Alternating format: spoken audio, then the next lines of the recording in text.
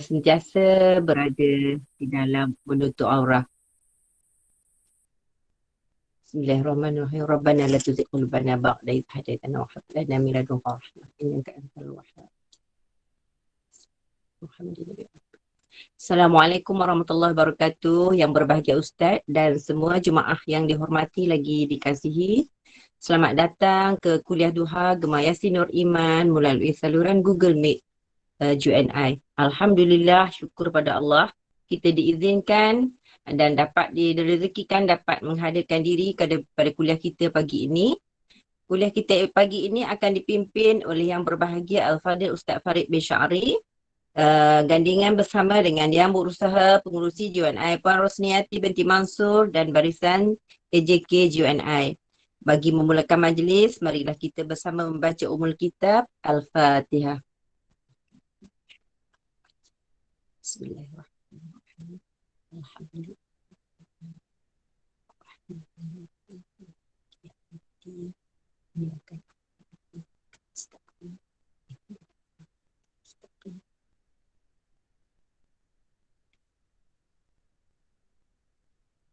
Amin amin ya rabbal alamin. Bagi meneruskan majlis saya dengan sukacitanya menyerahkan kepada Al-Fadhil Ustaz Farid bin Sya'ri dengan segala hormatnya. Dipersilakan Ustaz.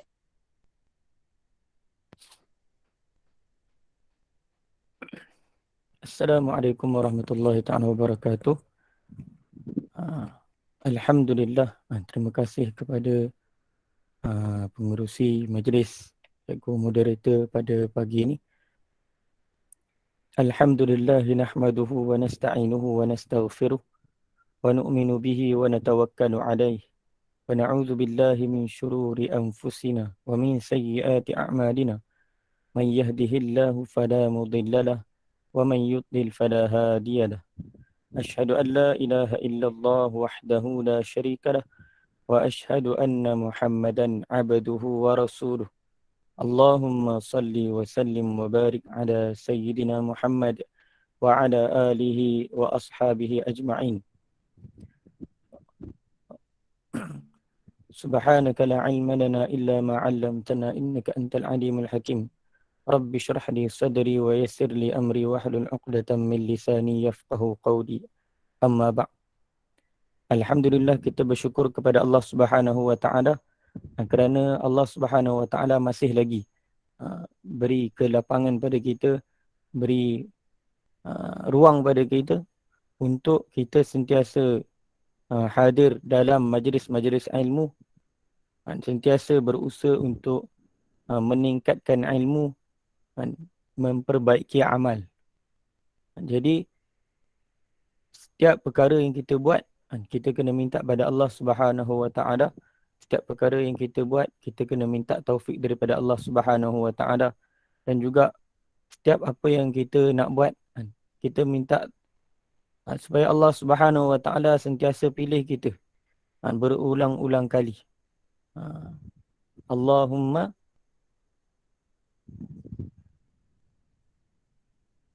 sentiasa kita minta pada Allah Subhanahu wa taala. Allahumma waffiqna lima tuhibbu wa tardah. Ya Allah, berilah taufik pada aku bagi untuk buat perkara yang engkau suka dan engkau redha. Ini kita sentiasa berdoa kepada Allah Subhanahu wa taala. Kadang-kadang kita rasa kita nak buat tapi kita tak dapat buat. Kadang-kadang bila kita ada keinginan tapi Allah Taala tak pilih kita. Oleh kerana itu sentiasa kita kena doa. Sentiasa kita kena doa pada Allah. Mudah-mudahan setiap kali kuliah, setiap kali ada majlis ilmu, Allah Taala sertakan kita. Yang mana ilmu ni dia tak berhajat pun pada sesiapa. Siapa-siapa. Yang mana kita sendiri sebenarnya yang berhajat kepada ilmu. Jadi pada pagi ni kita masih lagi dalam perbincangan kitab Arba'in. Hadis Matan Arba'in Imam Nawawi rahimahullahu ta'ala. Dan Minggu lepas kita telah selesai daripada membincangkan hadis yang ketiga. Membincangkan tentang rukun-rukun Islam. Jadi pada hadis yang keempat ini, dia berkaitan dengan keimanan kita kepada Allah Subhanahu Wa Taala, berkaitan dengan kejadian manusia, berkaitan dengan rukun iman, berkaitan dengan keimanan kita kepada qada dan qadar Allah Subhanahu Wa Taala, dan juga berkaitan dengan pengakhiran kita, di manakah kita akan berakhir. Jadi kita kena sentiasa berdoa pada Allah Ta'ala supaya Allah Ta'ala akhirkan kita dengan pengakhiran yang baik. Sebab tu kita kena doa, sentiasa kena doa, Allahumma khtim lana bihusnil khatimah. Ya Allah, akhirkanlah kehidupan. Allahumma khtim lana, akhirkanlah kehidupan kami dengan pengakhiran yang baik. Wala takhtim alaina bisu'il khatimah. Dan janganlah kau akhirkan kehidupan kami dengan pengakhiran yang buruk. Jadi hadis ini dia juga berkaitan dengan keimanan kita kepada Allah Ta'ala. Okey. Mari sama-sama kita baca hadisnya. Bismillahirrahmanirrahim. Allahumma salli wa sallim wa barik alaih.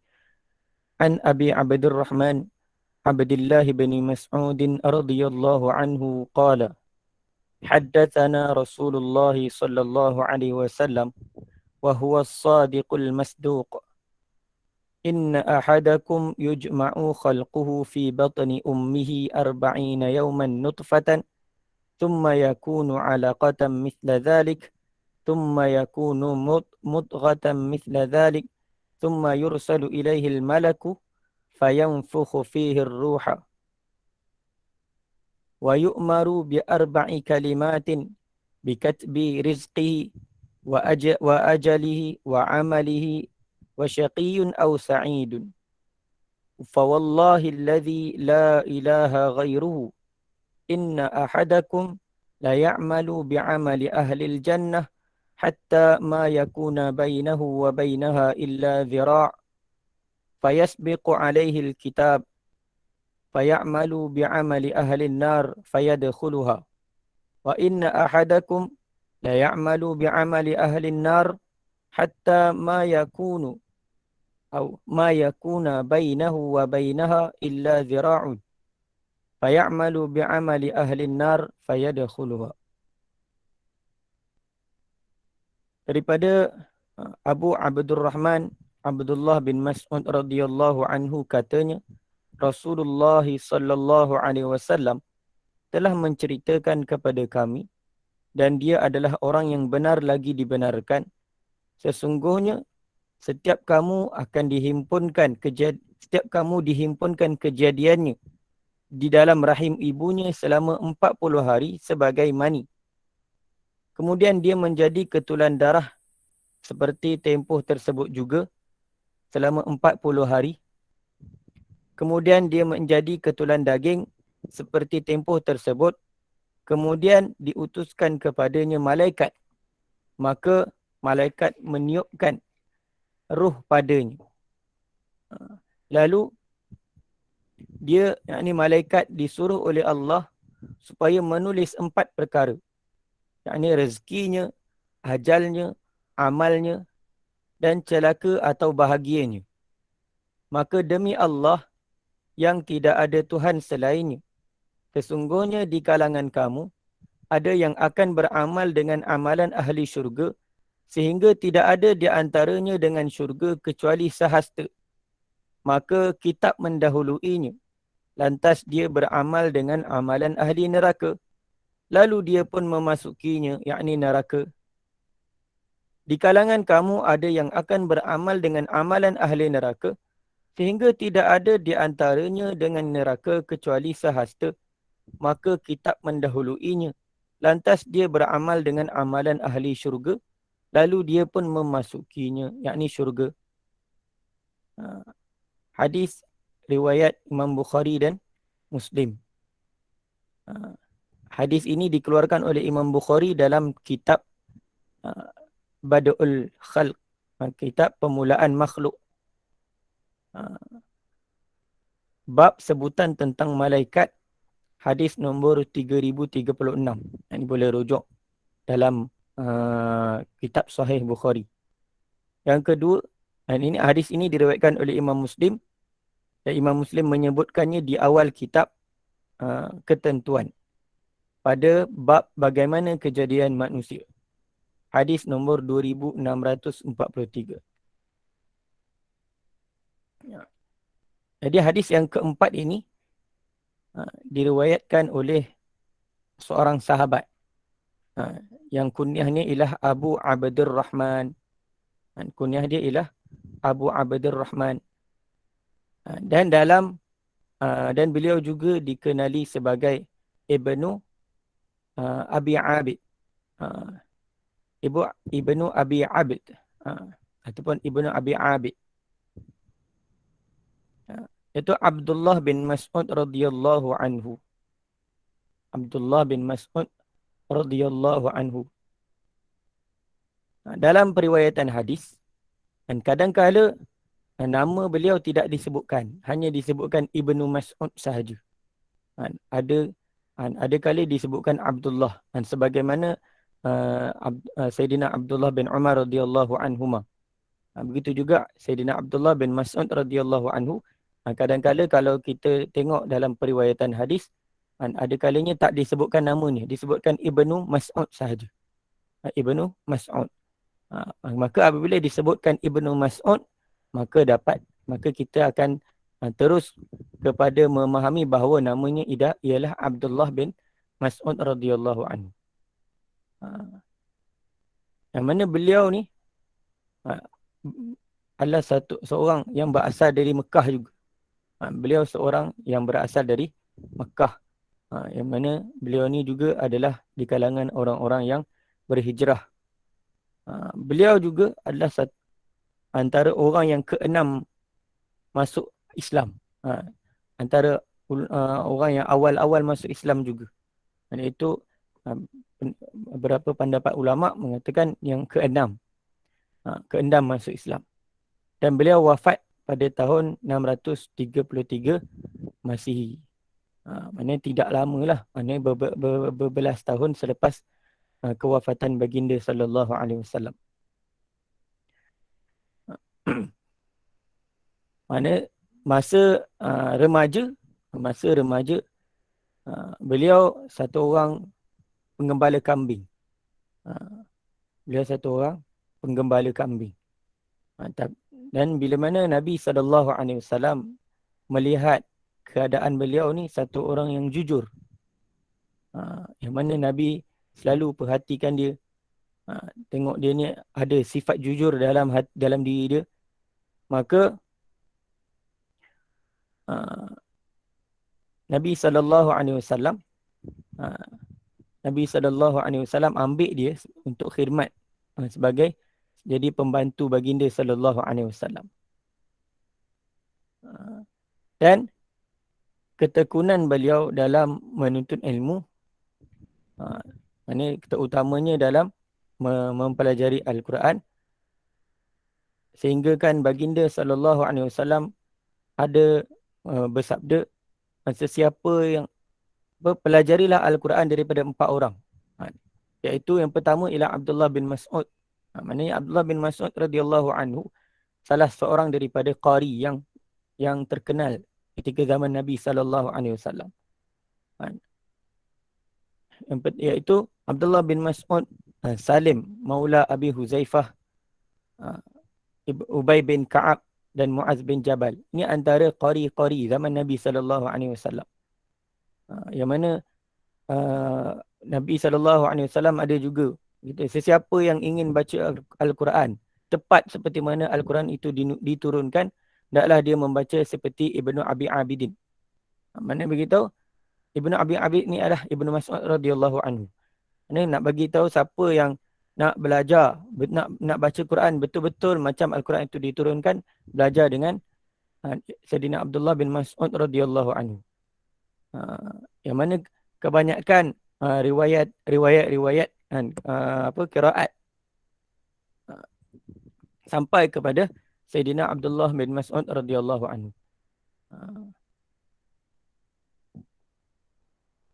Yang mana beliau ni juga antara orang yang sahabat yang mana mempunyai suara yang merdu. Mana Nabi SAW sendiri suka bacaan beliau. Mana bila ada satu ketika baginda SAW minta beliau untuk bacakan Al-Quran. Maka beliau ni satu orang yang tawaduk di hadapan Nabi SAW. Beliau kata apa? Tidaklah pantas untuk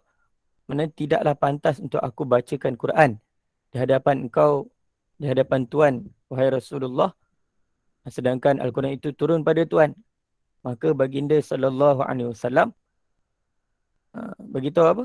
Hatiku ingin mendengarnya.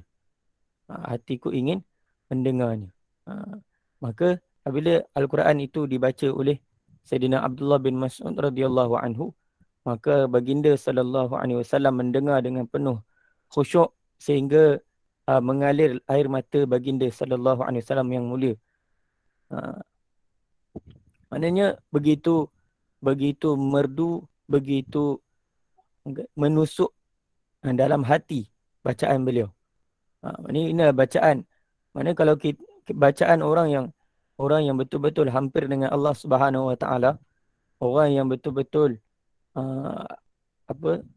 orang yang betul-betul takut pada Allah, bacaan dia baca Al-Quran pun ada kesan, aura bacaan dia tu akan menusuk hati-hati orang yang mendengar. Mana begitu hebatnya bacaan beliau. Dan beliau ni juga antara orang yang pernah dilantik oleh Sayyidina Umar radhiyallahu anhu dan juga Sayyidina Uthman bin Affan radhiyallahu anhu semasa dalam di dalam pentadbiran. Sayyidina Umar dan Sayyidina Uthman, beliau ni ada jawatannya. Beliau memegang satu jawatan pentadbir awam. Jadi jawatan gubernur.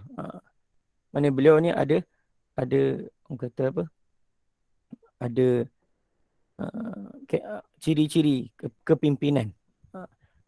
Mana nak beritahu sahabat-sahabat ni, mereka semua hebat-hebat.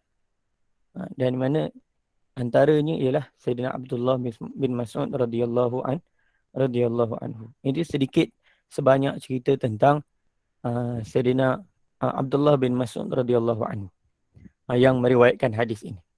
Beliau telah berkata, qala haddatsana Rasulullah sallallahu alaihi wasallam. Beliau telah berkata dan telah menceritakan kepada kami oleh Rasulullah sallallahu alaihi wasallam.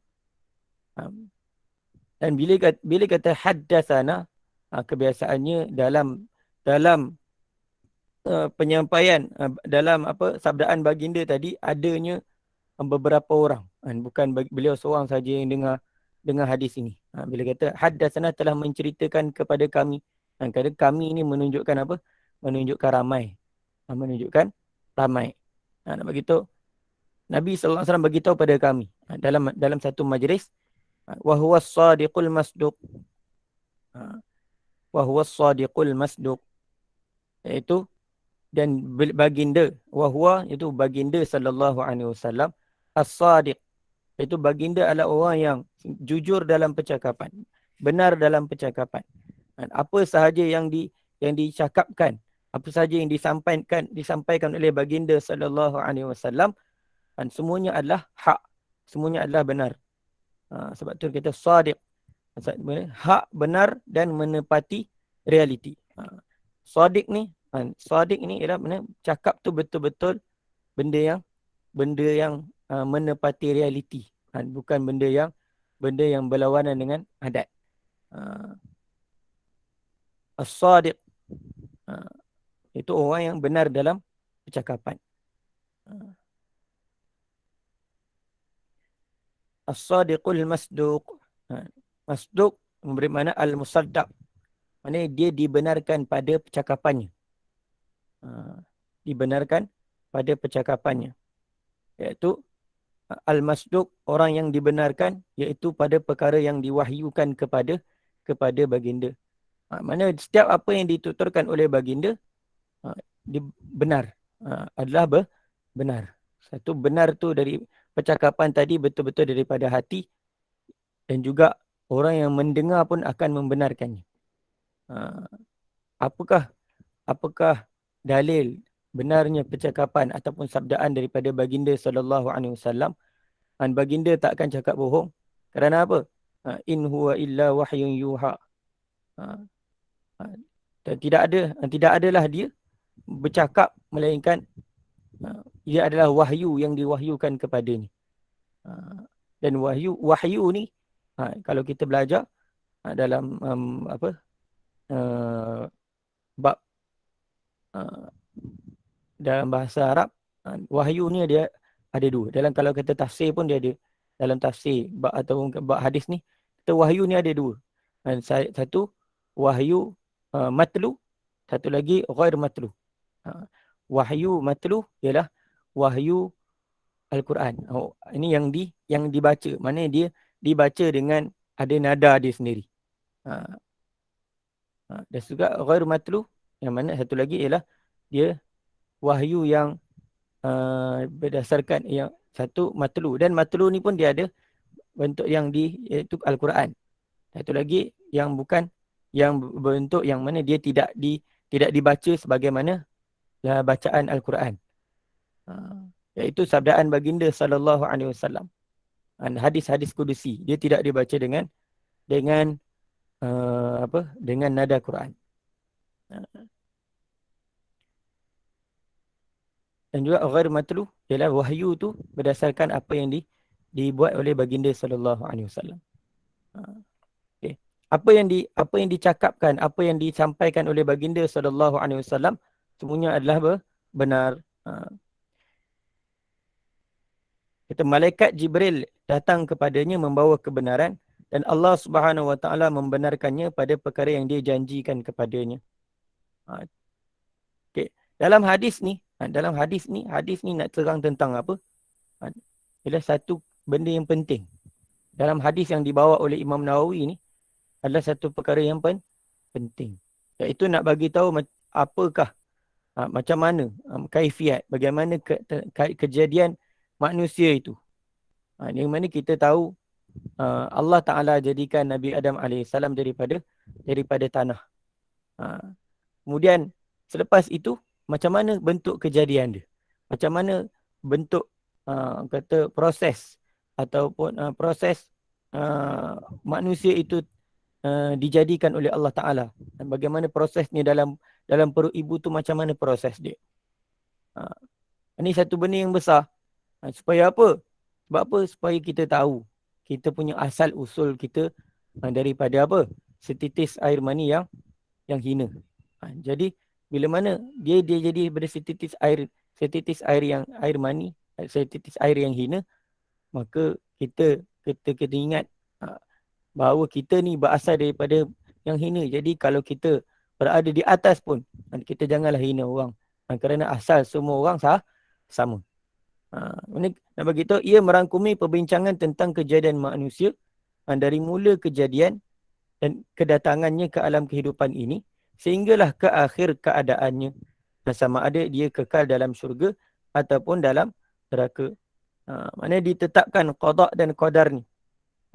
Kat sini satu perkara yang penting lah, dia berkaitan dengan qada dan qadar, rukun iman yang ke-6. Rukun iman yang ke-6.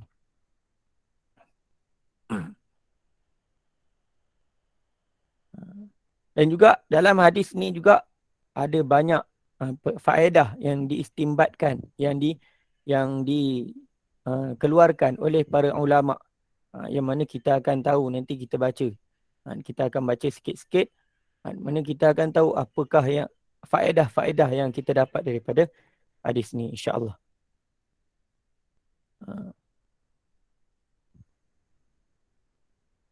Kita sehinggalah ke akhir keadaannya, sama ada kekal di dalam syurga ataupun neraka, hasil daripada usaha dan amalan yang dilakukan. dalam kehidupan dunia ini. Yang mana setiap apa yang kita buat, setiap amalan yang kita buat, semuanya ada natijahnya daripada Allah Subhanahu Wa Taala. Orang yang pengakhirannya baik, maka natijahnya baik. Orang yang pengakhirannya buruk, maka natijahnya buruk. Al-Iyazubillah. Semua ini bertepatan dengan ketentuan Allah Subhanahu Wa Taala yang telah ditetapkan dalam ilmu Allah Taala. Allah Taala mengetahui segala-galanya. Semua Allah Taala dah tetap dah. Sebelum kita lahir ke alam dunia ni, kita punya ketetapan dah ada dah. Sebelum Allah Taala dah tulis dah dalam Lauh Mahfuz. Jadi bila mana ditiupkan roh, barulah dibuka buku tu, dah tetap dah. Ini dia lahir bila, dia punya rezeki macam mana, dia punya jodoh macam mana, dia punya pengakhiran macam mana, semua dah ditetapkan oleh Allah Subhanahu Wa Taala. Inna ahadakum yujma'u khalquhu fi batni ummihi 40 yawman nutfatan thumma yakunu 'alaqatan mithla dhalika thumma yakunu mudghatan mithla dhalika. Yujma'u memberi makna dihimpunkan. Dihimpunkan. Ada ulama, ada pendapat yang mengatakan apa yang dihimpunkan itu. Seperti mana masyhur dikatakan, berhimpunlah air mani lelaki dan wanita. Air mani lelaki dan wanita dihimpunkan di dalam rahim wanita tadi, dan juga dipelihara air mani tersebut. Dipanggil yujma'u, maknanya dikumpul dan disimpan, dijaga. Khalquhu, dihimpunkan kejadiannya. Khalquhu iaitu apa? Itulah kejadian tu, maksud dia kita lah, manusia. Kejadiannya itu benda ciptaannya, ciptaan Allah Subhanahu Wa Taala, ialah air. Ia adalah air yang diciptakan daripada manusia. Maknanya air mani itulah, dihimpunkan air mani tadi, ataupun dihimpunkan air yang terpancut dalam rahim, yang tersimpan dalam rahim tadi, nutfatan, sebagai disimpan pertamanya dalam bentuk air mani, nutfatan. Yujma'u khalquhu fi batni ummihi, di dalam perut ibunya. Sesungguhnya salah seorang daripada kamu dihimpunkan ciptaannya, yakni air mani tersebut, di dalam perut ibunya selama 40 hari, dalam bentuk nutfah. Nutfah ni air mani. Mana nutfah ni asalnya memberi makna air yang jernih.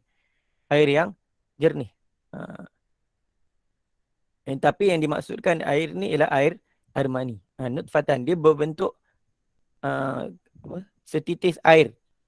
Yang mana kalau kita tengok dari segi kejadian tu, walaupun masuk air tadi, dia dalam dia ada beribu-ribu sperma dalam air mani tadi. Cuma dia disimpan dan disimpan, dan hanya satu sahaja yang akan hidup. Yang lain semua akan mati. Nutfatan. Mana dan air mani tadi, dalam bentuk air mani selama 40 hari. Selama 40 hari. Kita akan penjelasannya akan datang. Kemudian summa yakunu alaqatan. Kemudian lepas bentuk air mani, kemudian dia akan jadi alaqah, iaitu ketulan darah ataupun darah beku. Itu ketulan darah, satu ketul darah yang tidak akan kering. Ini ketulan darah tadi dia darah. Kata darah beku lah. Sebuku darah yang ketul, pekat. Darah dia darah yang pekat. Dan di alaqah itu daripada lafaz ilaqah. Alaqah, dia memberi lafaz al-ilaqah, memberi makna bergantung, pegantungan. Ilaqah, pegantungan. Atau alaqa yu'alliqu ta'liqan, maknanya menggantungkan. Kalau kata alaqah, dia tergantung, maknanya dia terlekat. terlekat. Summa yakunu mudghatan mithla zalika. Kemudian dia akan jadi mudghah. Kemudian dia akan jadi mudghah, itu seketul daging. Mithla zalika, itu selama 40 hari. Okay. Faisbiqu alaihil kitab. Okay, nanti dia punya akan datang. Okay. Okay, kita tengok perbahasan yang pertama. Perbahasan yang pertama iaitu mengenai perkembangan janin dalam rahim ibu. Kata hadis ini menunjukkan bahawa janin mengalami perubahan dalam jangka masa 120 hari. Ini pada 3 peringkat. Maknanya 4 bulan yang pertama. 4 bulan yang pertama inilah proses kejadian manusia. Maknanya sebelum jadi bentuk jasad tadi, dia kena lalu 120 hari dulu. Lepas tu baru akan hidup. Baru akan hidup jasad tadi. Pada setiap 40 hari, ia berada di satu peringkat tertentu. Maksudnya dia ada 3 fasa sebelum ditiupkan roh. Pada tempoh 40 hari yang pertama, ia menjadi air mani. Ia menjadi air mani. Yang mana bila dia air mani tadi, dia akan duduk dalam rahim tadi. Dia akan disimpan dalam rahim. Campuran daripada air mani lelaki dan wanita. Dia akan jadi nutfah. Kemudian pada tempoh 40 hari yang kedua, ia menjadi segumpal darah. Ini dalam lepas 40 hari yang 40 hari yang pertama tadi selesai, dia tu akan jadi ke segumpal darah dan berlalulah proses 40 hari tadi. 40 hari kedua tadi, gumpalan darah tadi dia bertukar sampai jadi seketul daging. Maka bila lalu dalam 40 hari yang ketiga, dia dah bentuk segumpal daging, dia akan berbentuk. Dia akan Allah Ta'ala akan bentukkan dia. Dalam masa 40 hari yang ketiga tadi. Dia menjadi segumpal ketulan daging. Yang mana dalam masa ini akan dibentukkan pendengaran dia, penglihatan dia. Maknanya dia punya akan dibelah. Adanya mata, dibuat dibentukkan telinganya, hidungnya, mulutnya dan sebagainya. Dia datangkan organ-organ lain dalam perut dan sebagainya. Itu dalam masa 40 hari yang ketiga. Seterusnya selepas 120 hari, malaikat meniupkan roh. Maksudnya selepas 120 hari itu, iaitu selama 4 bulan. Lepas 4 bulan, malaikat akan tiupkan roh. Dan tulis 4 perkara yang akan dia punya, sebagaimana yang disebutkan dalam hadis. Allah Subhanahu wa taala telah menceritakan dalam Al-Quran mengenai perubahan janin pada peringkat-peringkat ini dalam firman-Nya. A'udzubillahi minasyaitonirrajim. Ya ayyuhan nasu in kuntum fi raibin minal ba'tsi fa inna khalaqnakum min turabin thumma min nutfatin thumma min 'alaqatin thumma min mudghah. Suratul Hajj ayat yang kelima.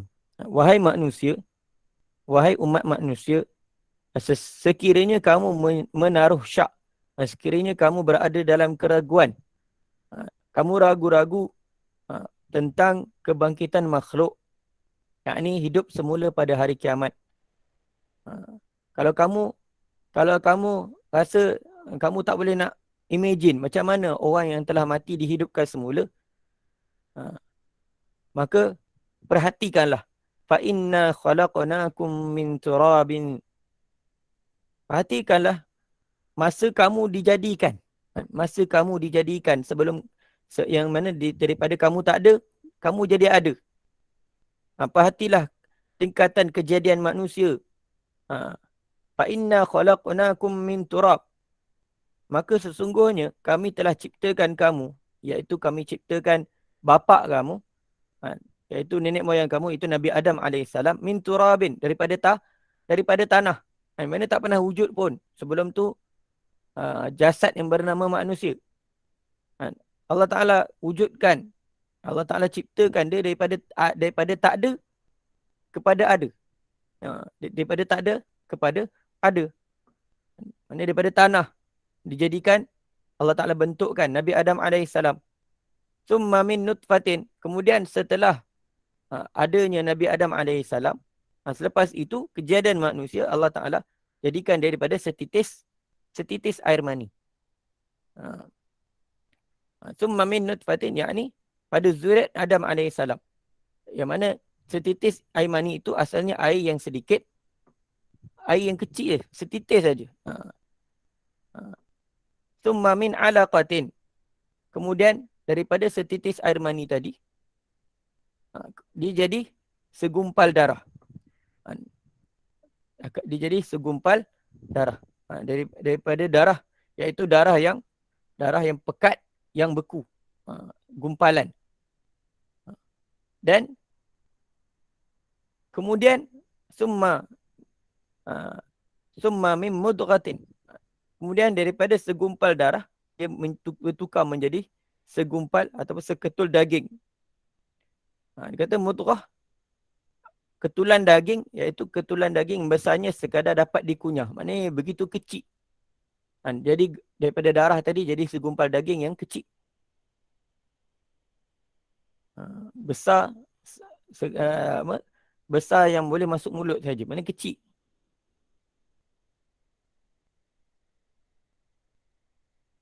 Okay. Dan dalam ayat ini ada Ibnu Abbas radhiyallahu anhuma menerangkan yang selepas daripada mudghah ini, summa min mudghatin mukhallaqatin au wa ghairi mukhallaqah. Sama ada kata mudghah tadi diciptakan jadi manusia ataupun tak diciptakan jadi manusia. Itu sama ada diciptakan dengan sempurna ataupun tak diciptakan dengan, iaitu tidak sempurna. Iaitu kadang-kadang sebab tu ada keluar, ada yang gugur dan sebagainya.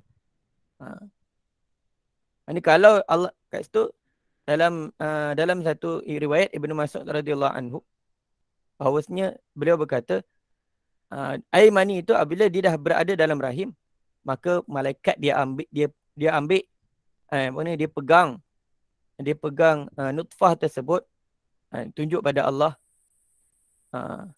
wahai ya Allah, kata, adakah ini akan diciptakan ciptaan ataupun tak diciptakan?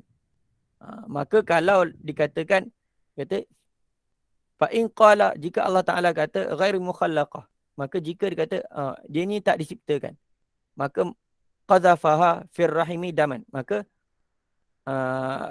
malaikat tadi akan campak nutfah tadi daripada rahim, dia keluar sebagai darah.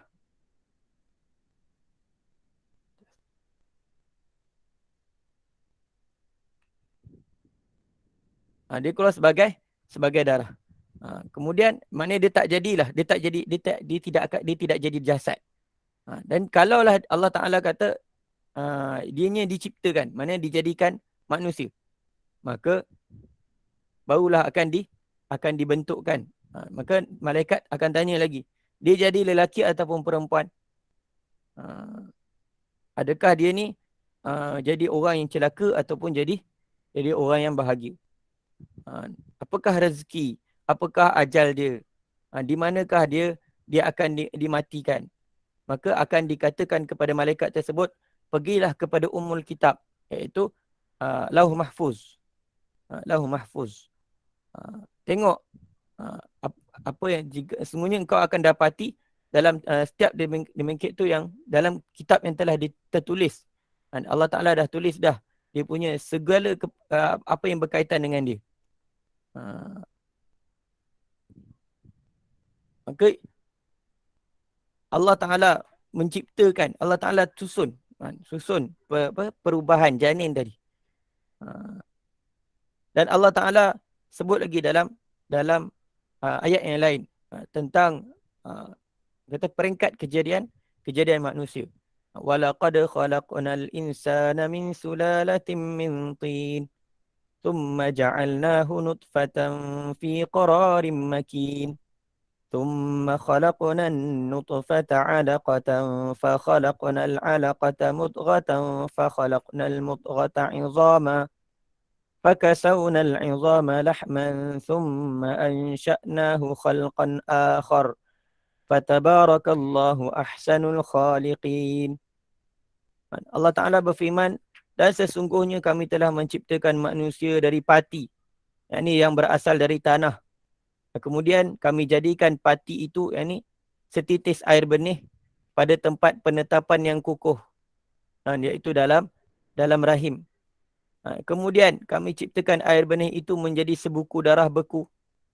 Lalu kami ciptakan darah beku itu menjadi seketul daging. Kemudian kami ciptakan daging itu menjadi beberapa tulang. Kemudian kami balut tulang-tulang itu dengan daging. Setelah sempurna kejadian itu, kami bentuk dia menjadi makhluk yang lain sifat keadaannya. Maka nyatalah kelebihan dan ketinggian Allah Ta'ala sebaik-baik pencipta. Surah Al-Mu'minun ayat 12 hingga 14. Allah Ta'ala sebut jelas mana peringkat ataupun fasa-fasa kejadian manusia. Dalam ayat ni Allah Ta'ala sebut lagi Allah Ta'ala sebutkan 4 peringkat perkembangan yang disebutkan dalam hadis. Mana kalau dalam hadis tadi disebutkan apa? 4. Maknanya jadi air mani, jadi darah, jadi daging, kemudian ditiupkan ruh. 4 fasa. Maka berdasarkan ayat ini, dia akan dia ada lagi 3 peringkat. Ada lagi 3 peringkat sebelum jadi keluar daripada perut sebagai manusia.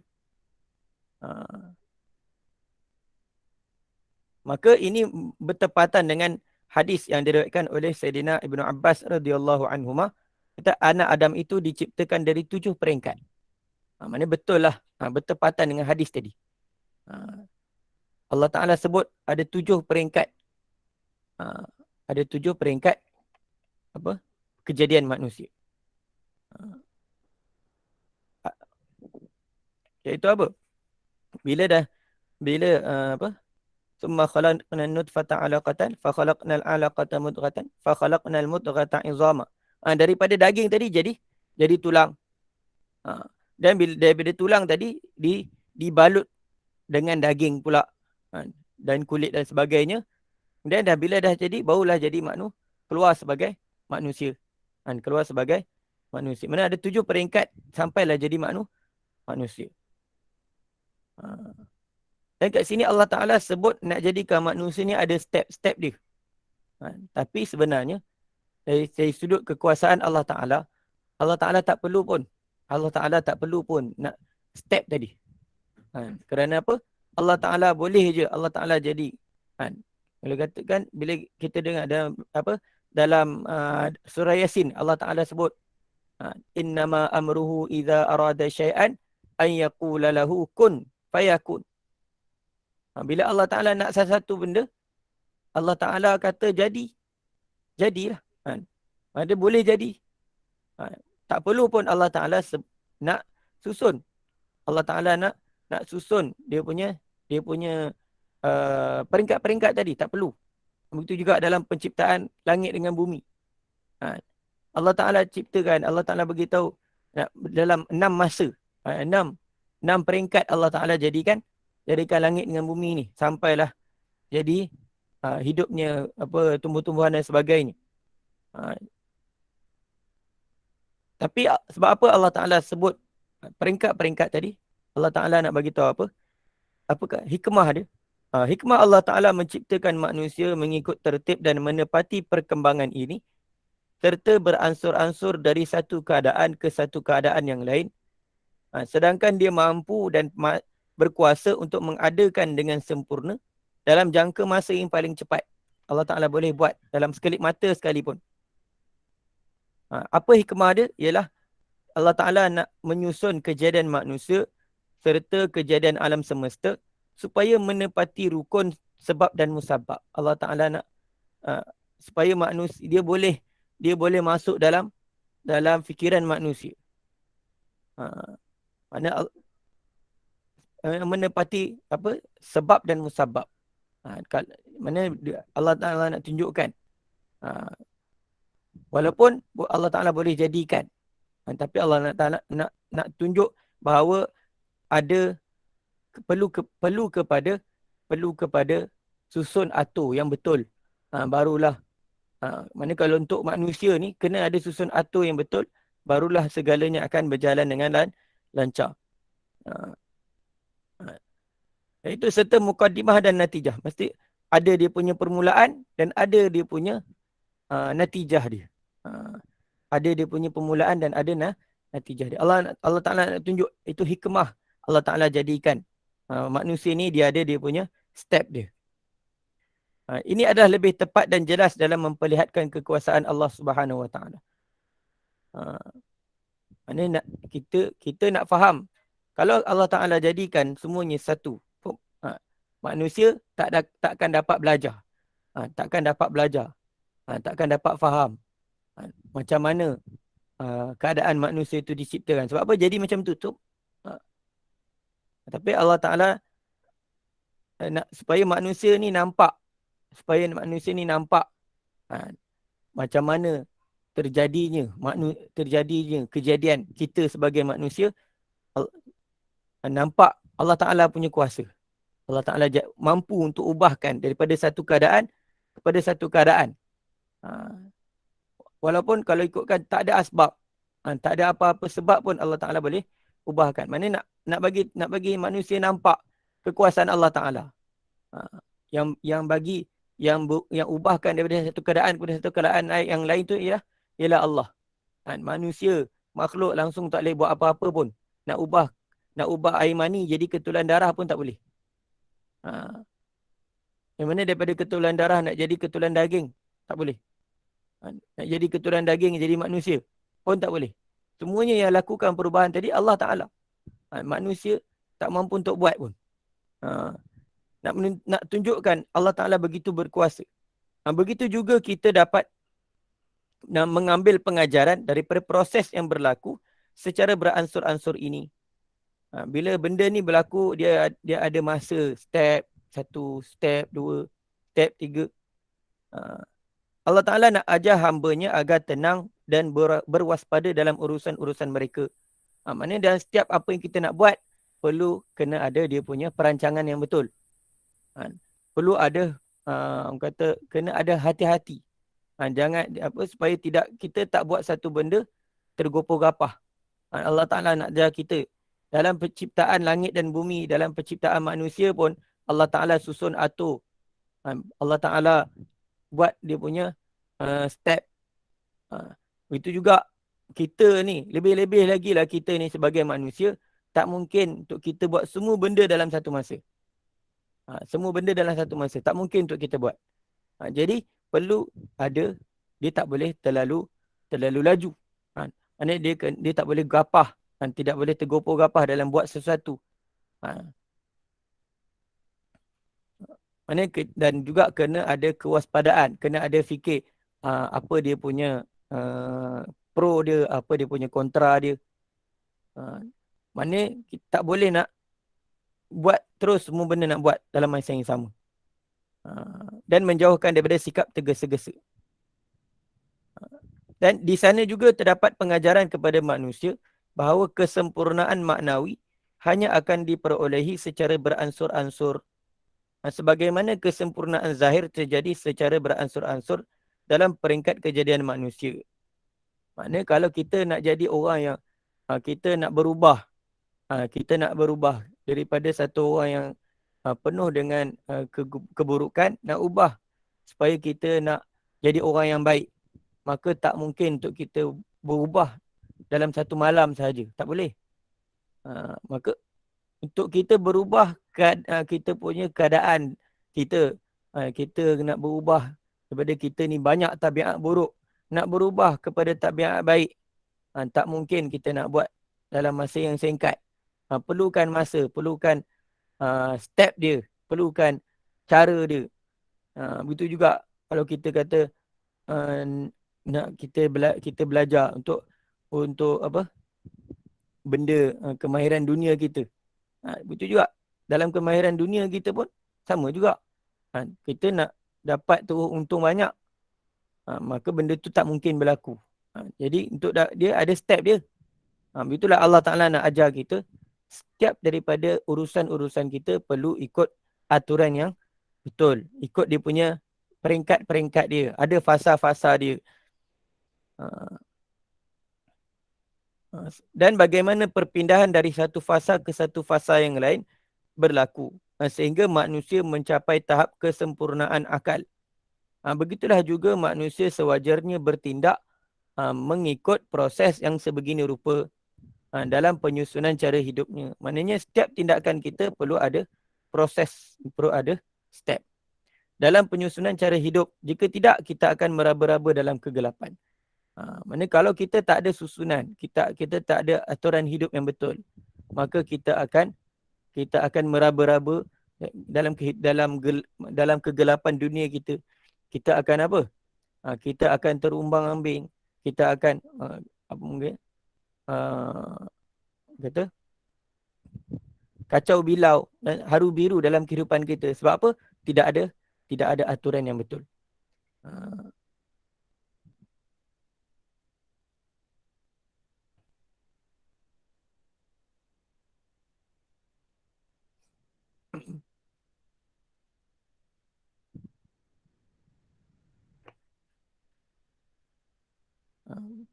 Itu yang kita dapat belajar daripada perubahan fasa-fasa tadi. Cuma kat sini ambil sikit tentang 40 hari. Sebab apa 40 hari? Ulama bagi tahu 40 hari ni adalah satu tempoh masa yang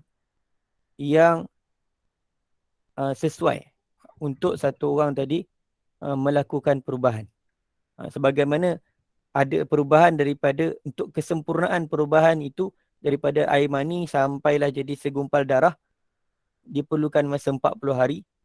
Begitu juga dalam kita nak mendidik hati kita, kita nak mendidik diri kita, perlunya 40 hari itu adalah satu tempoh masa yang cukup, satu tempoh masa yang diperlukan.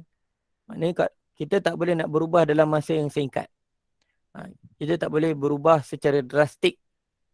Bila kalau kita kata kita berubah secara drastik, kebiasaannya dia tak kekal lama.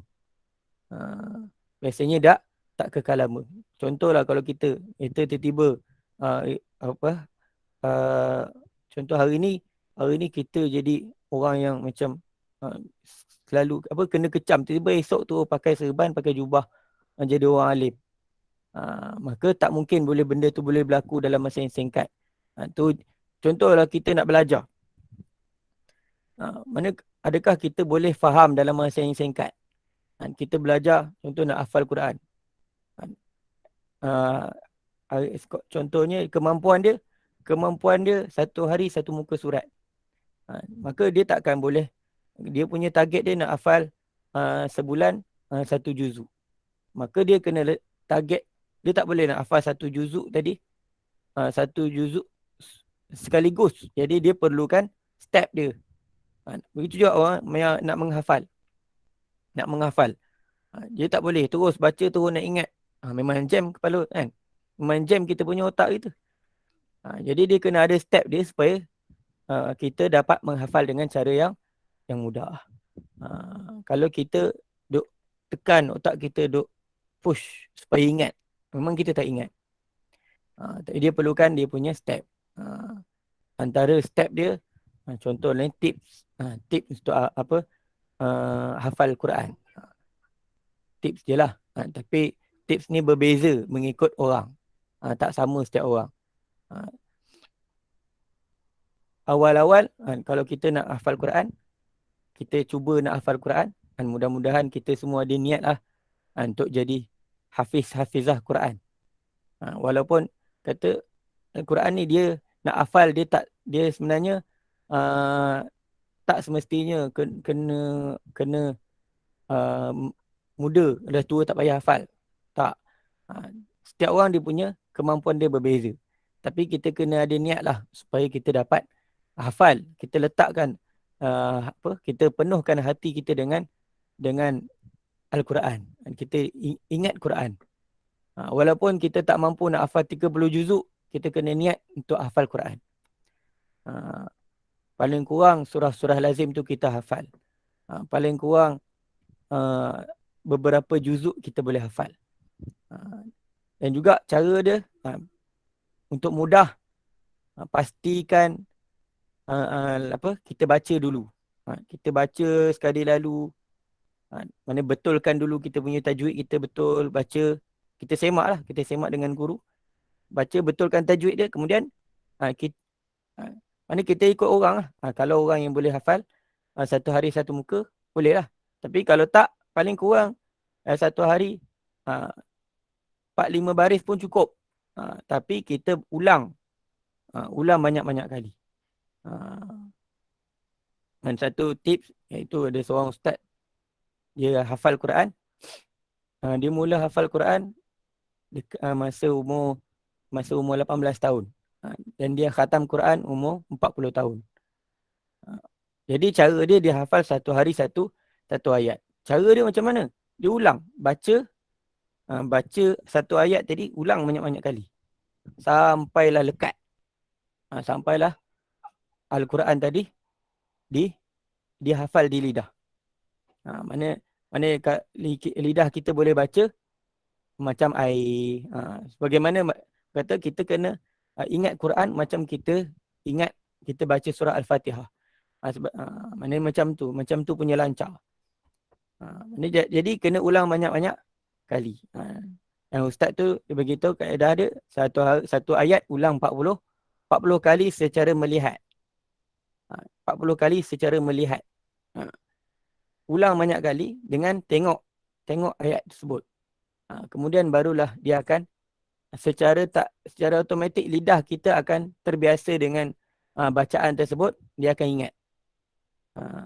Itu kaedah dia lah. Kalau tak, maknanya kalau kita nak hafal sekaligus, contohlah orang kata hafal surah Al-Mulk kan.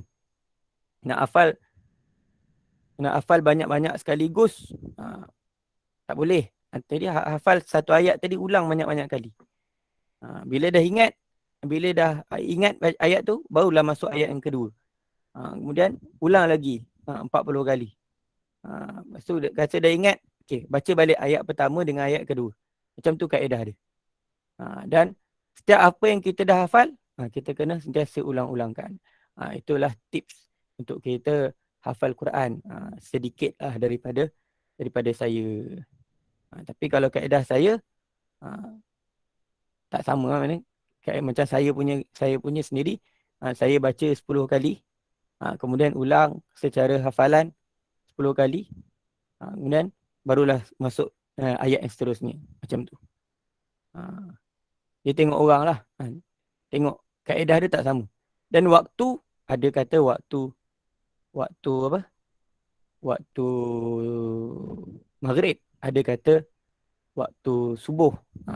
Mana tak sama setiap orang. Wallahu a'lam.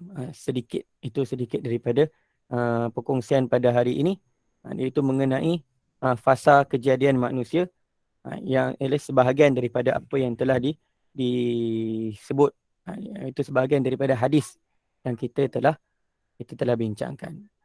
Mudah-mudahan kita sama-sama ambil iktibar, dan kita sama-sama amalkan apa yang dapat kita pelajari daripada pengajaran hadis ini, dan kita sama-sama kita sampaikan kepada orang lain, insya-Allah. Serahkan kepada moderator. Alhamdulillah.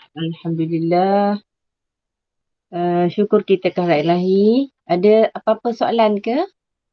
Ada nak menanya soalan ke? Tak ada? Tak ada, saya tutup majlis. Ada tak soalan daripada jemaah? Kalau ada yang kurang faham ke nak tanya ustaz, dipersilakan.